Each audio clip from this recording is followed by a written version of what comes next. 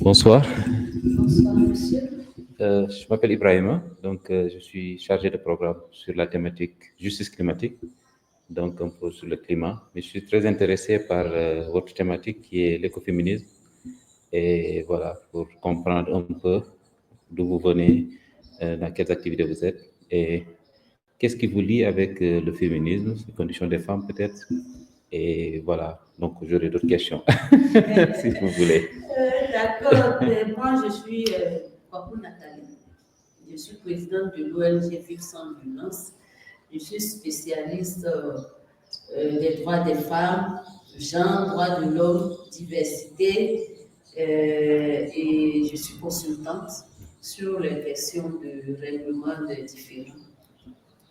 Et je fais beaucoup de choses. Je suis ivoirienne et je travaille depuis quelques années sur le féminisme, mais le féminisme adapté ou à intégrer dans le milieu rural pour les femmes qui sont, on le dit comme ça, illettrées, donc qui n'ont pas accès à l'information, que nous qui sommes dites intellectuelles avons, ni accès aux opportunités.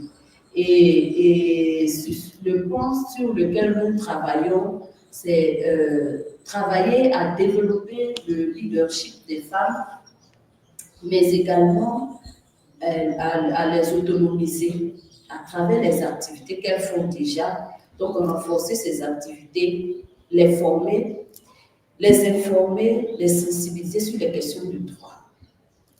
Le droit des femmes, parce que malgré le fait qu'elles ne soient pas lettrées, elles continuent d'éduquer les enfants.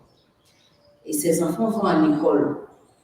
Et ces enfants deviennent des personnes lettrées. Vous voyez, mais elles demeurent illettrées.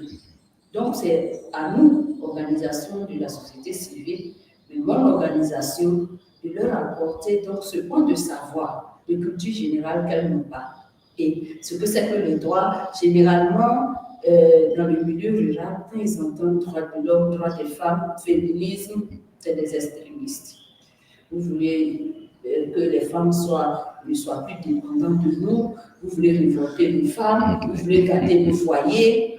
Donc, ces questions-là, on aborde bien sûr avec les femmes, mais on aborde avec les chefferies des villages, on aborde avec les hommes qui sont les maris de ces femmes-là, pour qu'ils puissent comprendre que le féminisme, la question des droits des femmes, de l'émancipation, c'est une question de réduction des inégalités et surtout de faire compter et faire comprendre la voix des femmes. Et parce que les femmes, nous sommes quand même la moitié du monde. Dans mon pays, nous sommes 49,70%. Donc c'est 49,70% d'intelligence. C'est 49,70% de contribution à valoriser. Et s'il n'y a pas cette contribution, il n'y a pas cette intelligence, comment on peut avoir un développement durable? Parce qu'il y a un point des besoins qui n'est pas pris en compte, c'est un point de solution au problème que nous rencontrons qui n'est pas pris en compte.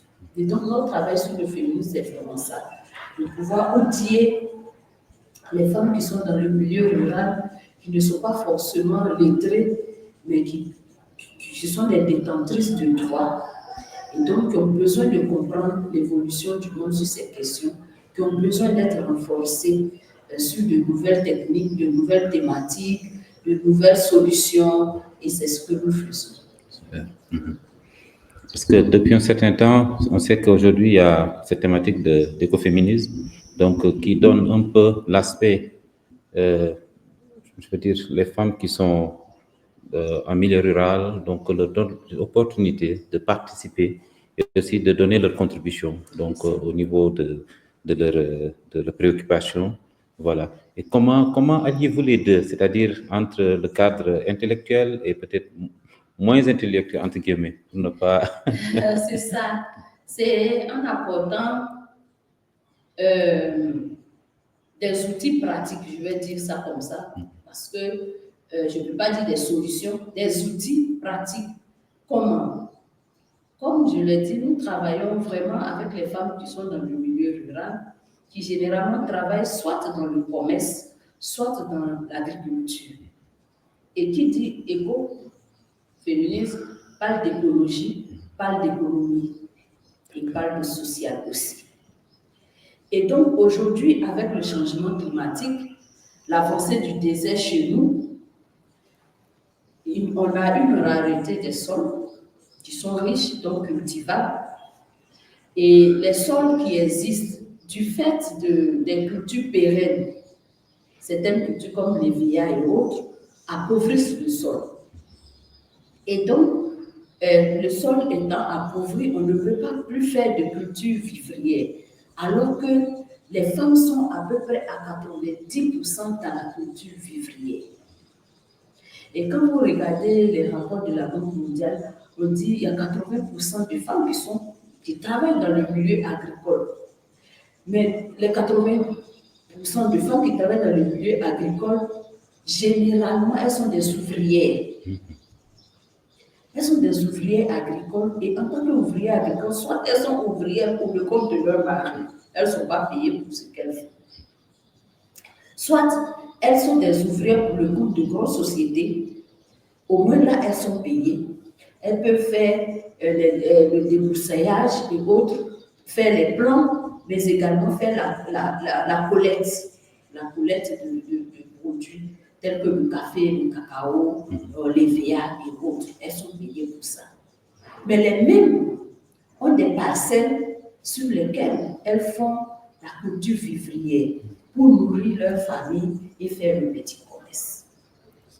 Vous voyez? Et donc, nous, on vient pour les organiser en coopérative, en association et leur apporter un certain nombre d'outils, des solutions telles que les cultures au sol, si le sol est vraiment appauvri.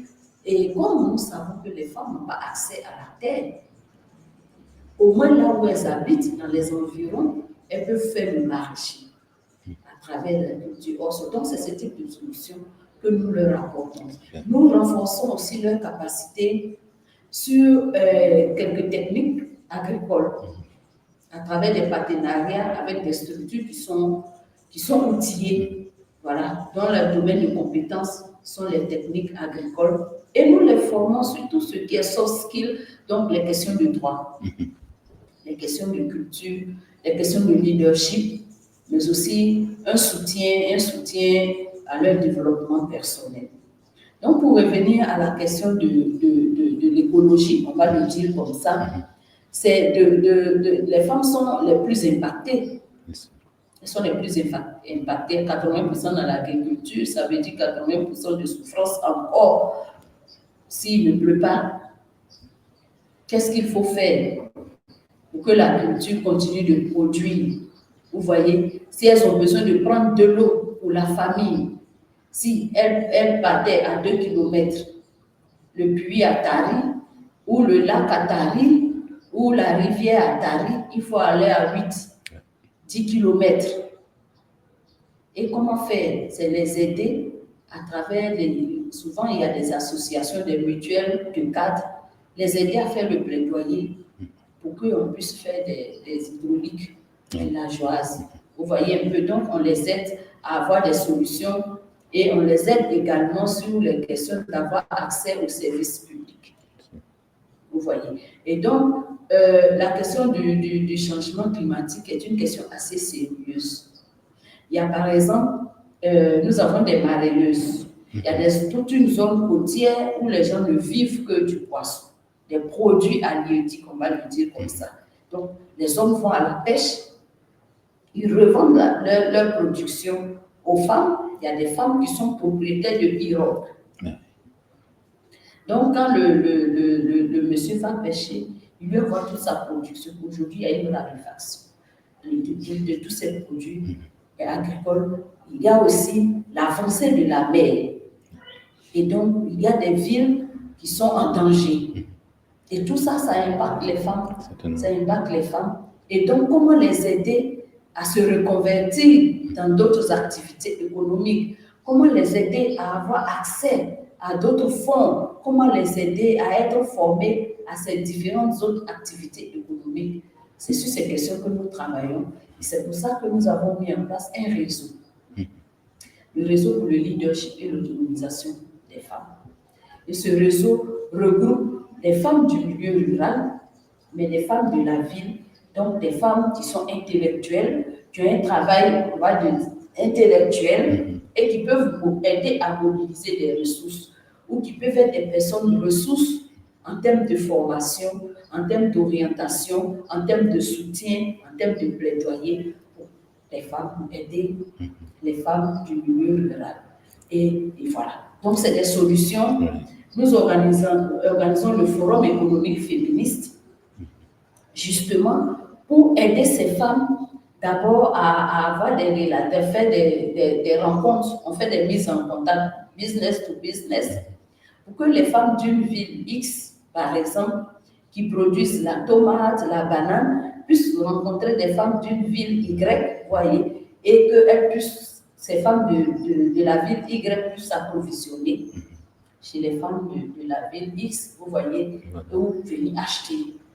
Ça permet de trouver un débouché pour les productions des femmes qui sont dans le milieu agricole. Ça permet de fournir le marché, approvisionner le marché des villes et donc d'avoir accès à la nourriture.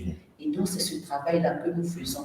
Tout ça pour autonomiser économiquement les femmes, pour qu'elles aient les ressources nécessaires qui puissent leur permettre de répondre à leurs besoins, pour qu'elles aient des solutions, des outils pour donner une réponse ou se reconvertir parce que la nature fait des caprices.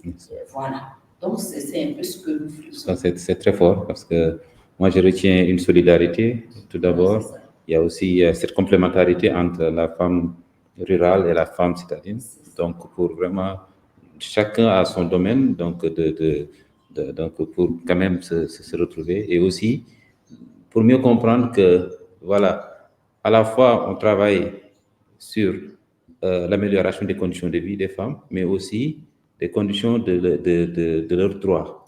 Voilà, donc avoir cet équilibre. Voilà, d'accord. En tout cas, merci beaucoup pour cette éclaircissement.